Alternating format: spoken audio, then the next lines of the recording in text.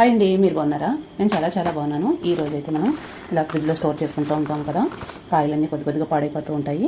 అలాంటప్పుడు మనం చిక్కుడుకాయలన్నీ ఒలుచుకుందామండి. ఒలుచుకొని గింజలైతే కర్రీ తయారు చేసుకుందాము. టేస్టీగా ఉంటుంది. ఇలా అయితే గింజలన్నీ ఒలిచేసుకోండి.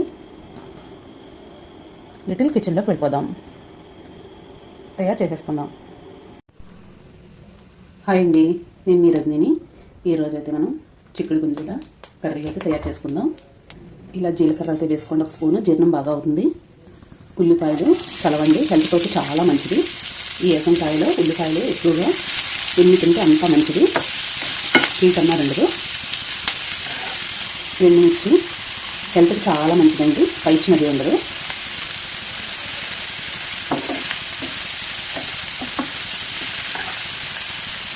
కొద్దిగా ఆయిల్ అయితే వేసుకుందాం. ఆయిల్ ఎక్కువగా ఉంటుంది, టేస్ట్ అయితే బాగుంటుంది. ఆనియన్స్ బాగా వేగిన తర్వాత చిక్కుడు గింజలు అయితే వేసుకుందాం. చిక్కుడుకాయ గింజల సీజన్లోనే చిక్కుడు గింజలు అండి, టేస్ట్ అయితే చాలా బాగుంటుంది. చిక్కుడుకాయ పొడిగుడ్డు, చిక్కుడుకాయ టమోటా, ఇలా చిక్కుడు గింజలు టమోటా ఇలా అయితే తయారు చేసుకుందాం. చాలా టేస్టీగా ఉంటుంది, హెల్త్కి కూడా చాలా మంచిదండి. ఈ సీజన్లోనే మనకి ఈ గింజలు అయితే దొరుకుతాయి. కాయలు ఒలుచుకొని ఇలా అయితే తయారు చేసుకోవచ్చు. టేస్ట్ అయితే చాలా బాగుంటుందండి. చపాతీలోకి, రోటీలోకి అన్నిటిలో కూడా చాలా బాగుంటుంది. చిక్కుడు గింజలు సమోసా కూడా చేసుకోవచ్చండి, చాలా బాగుంటుంది టేస్ట్ అయితే. బాగా వేయించుకోండి. 5 నిమిషాలు బాగా కుక్ అవ్వనిద్దాం.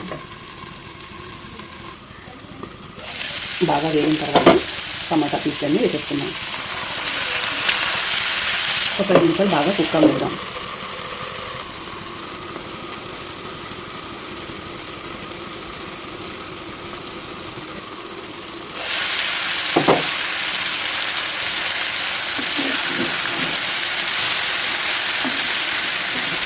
ఇలా బాగా వేయించుకోండి. పసుపు 1/2 స్పూన్, రుచికి తగినంత కల్లుప్పు, కావలసినంత కారం.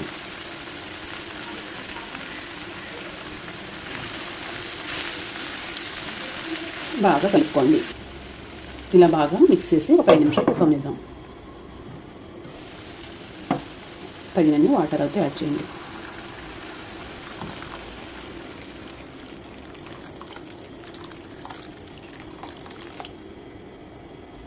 ఇలా బాగా మిక్స్ చేయండి.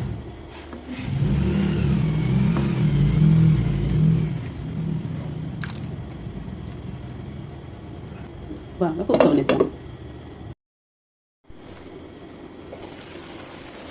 కర్రీ అయితే రెడీ అయిపోయింది. కొత్తిమీర అయితే వేసుకోండి. చాలా టేస్టీగా ఉంటుంది, హెల్త్ కూడా చాలా మంచిది.